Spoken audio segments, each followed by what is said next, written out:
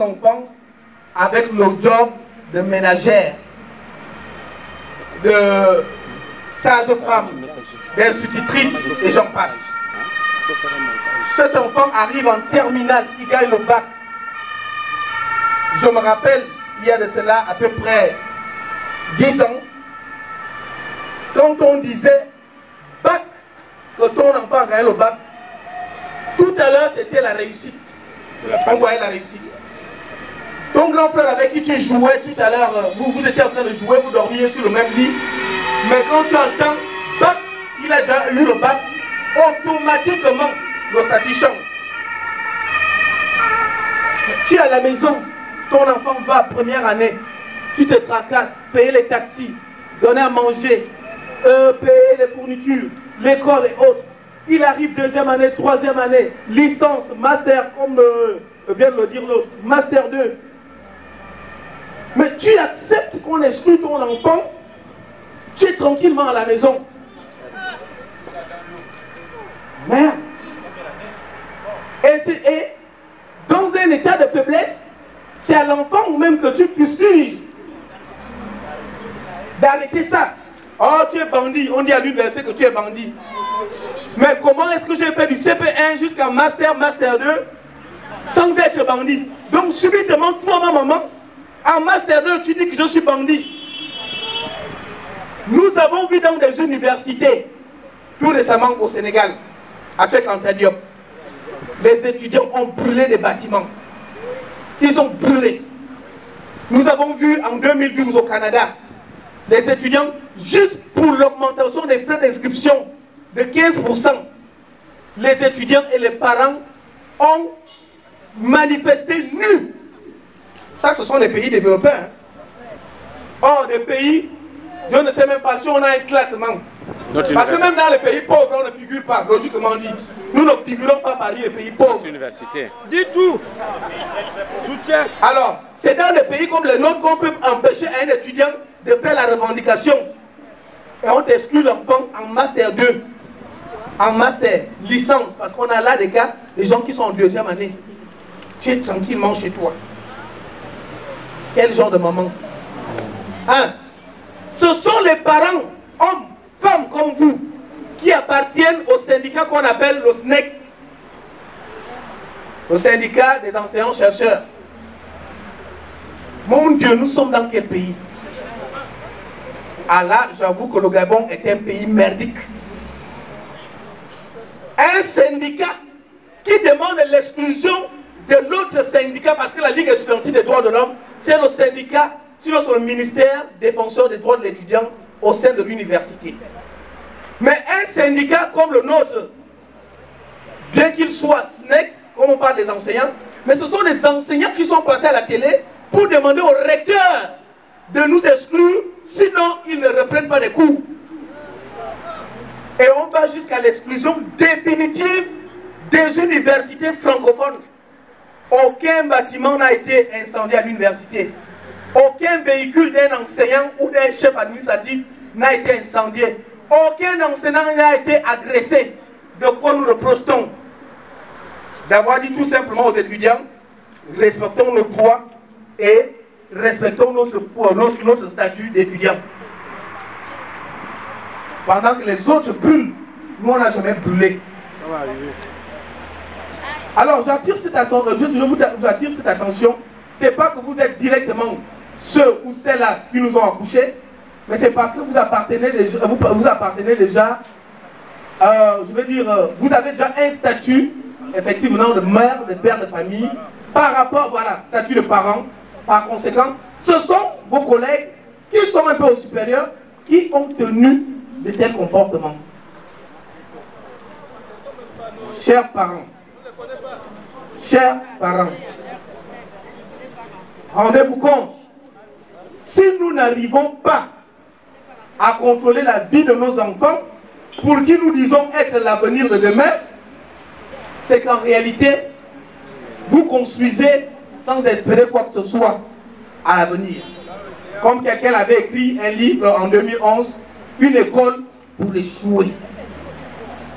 Effectivement, aujourd'hui, nous faisons une école pour échouer. Parce qu'il y a un rappeur français, un homme de lettres, qu'on appelle Youssoufa, qui dit « Les hommes mentent, les femmes mentent, mais les chiffres ne mentent pas. » Justement. Nous sommes dans le classement des universités, les meilleures universités d'Afrique.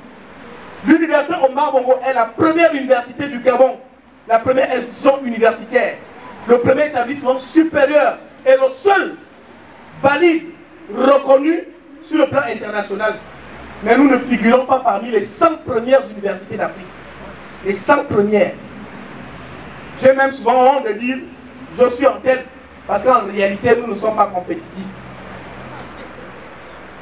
Là, vous avez vu tout récemment, ils ont validé un semestre en 3 semaines.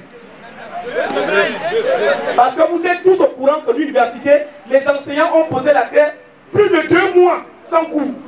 Vous arrivez à l'université, il n'y a que les oiseaux qui chantent et les enfants qui viennent peut-être à midi parce que nous vivons mal à l'égard du quartier qui sont obligés, malgré la grève, mais de venir à l'université, pas pour faire des études, mais juste pour se faire de quoi manger. Pendant plus de 2 mois. Et en quelques semaines, en 3 semaines, on a pu valider un semestre. Ceux qui parlent français disent semestre, 6 mois. Comment, attends, même si vous êtes un génie, comment un programme qui est censé être dispensé en 6 mois, un étudiant peut-il être évalué en 2 semaines de cours magistraux et quelques évaluations? Des fois même, c'est des devoirs à faire à la maison. Et j'insulte publiquement mes condisciples qui ont participé à cette mascarade. Je vais dire à ce génocide intellectuel. C'était un génocide intellectuel.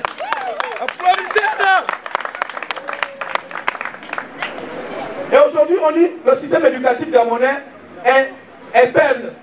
Mais il est faible parce qu'en réalité, non seulement nos enseignants sont mal formés, mal payés, très peu, sont mal entretenus, sont mal payés, mais du coup, la plupart de ceux qui vont à l'enseignement, comme le disait quelqu'un tout à l'heure, quand il catégorisait les différents enseignants du ministère de l'Éducation, mais la plupart de ceux qui enseignent aujourd'hui, ils n'enseignent plus par vocation, mais ils enseignent par nous allons encore faire comment. Mais c'est honteux. J'ai posé la question à un journaliste dernièrement,